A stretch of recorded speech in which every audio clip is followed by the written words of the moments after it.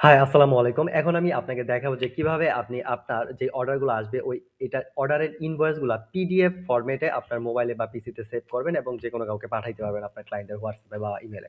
So সোজা কথা PDF ইনভয়েসটা কিভাবে সেভ করবেন চলেন এটা দেখি। এটার জন্য সর্বপ্রথম আপনি লগইন করে আপনার অর্ডার ম্যানেজারে আসবেন। আসার পরে আপনি যেই ইনভয়েসটা প্রিন্ট করতে চান, ঠিক আছে? সো ওই ইনভয়েসটার যে প্রিন্ট যে বাটনটা আছে এখানে ক্লিক করে বা যেকোনো অর্ডার এডিট পেজ থেকেও ক্লিক করে হচ্ছে আপনি জাস্ট ইনভয়েস প্রিন্টে যাবেন ফার্স্টে।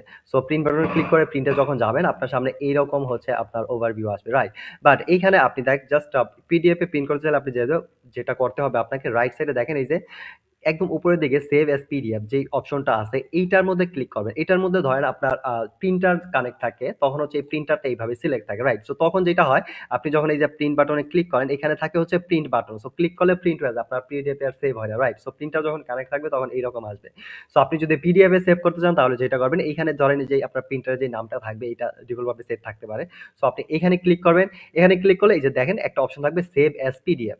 সো আপনি সেভ অ্যাজ পিডিএফ এটাতে ক্লিক করবেন। এইটা ক্লিক করলে এই দেখেন নিচের দিকে বাটন আসবে হচ্ছে সেভ। আগে কিন্তু প্রিন্ট বাটন ছিল এইরকম। আর যদি আপনার সেভ থাকে তাহলে হচ্ছে আপনি প্রিন্টার সিলেক্ট করবেন এইটা বা আপনার যতগুলো প্রিন্টার কানেক্ট থাকবেন এখানে থাকবে লিস্টে আসবে যেটা আপনি যেটাতে প্রিন্ট করছেন ওইটা সিলেক্ট করবেন। তাহলে এখানে প্রিন্ট বাটন আসবে। সোজা কথা আপনি প্রিন্টার সিলেক্ট করে প্রিন্ট বাটন ক্লিক করলে এটা প্রিন্ট হয়ে যাবে এখন। আর আপনি যদি এটাকে সেভ অ্যাজ পিডিএফ সিলেক্ট করে এখানে সেভ বাটন দেন তাহলে এটা আপনার পিসির মধ্যে বা মোবাইলের মধ্যে এটা পিডিএফ এ সেভ হয়ে যাবে। চলেন দেখেন এই ইনভয়েসটা হচ্ছে আমি সেভ করে দেখাই। ধরেন সেভ এজ এত এটা হচ্ছে এখানে সেভ করা হলো, রাইট? দেখেন এই যে ইনভয়েসটা আছে আপনার 7383 এই ইনভয়েসটা সেভ হয়ে গেছে কিন্তু পিসিতে। চলেন আমি আপনাকে দেখাই। সো আপনি যদি এইভাবে সেভ করেন দেন ডাউনলোড ফোল্ডারে বা যেই ডেস্টিনেশন আপনার সেভ আছে ওইখানে যদি আসেন তাহলে আপনি দেখতে পারবেন। এই দেখেন পিডিএফ এটা সেভ হয়ে যাবে। এখন আপনি কি করবেন এটা যেকোনো জায়গায় হোয়াটসঅ্যাপ বা যেকোনো কিছুতে যদি পাঠাইতে চান আরামে পাঠিয়ে দিতে পারবেন। ওকে? সো মনে করেন আপনি এটাকে পাঠাবেন আপনি যেকোনো কাউকে। সো আপনি যাকে পাঠাইতে চান জাস্ট তাকে হচ্ছে তার হোয়াটসঅ্যাপ ওপেন করবেন, এই যে রাইটে ক্লিক করবেন। আই থিংক আপনি জানেন কিভাবে। সো এই ডকুমেন্টে যাবেন।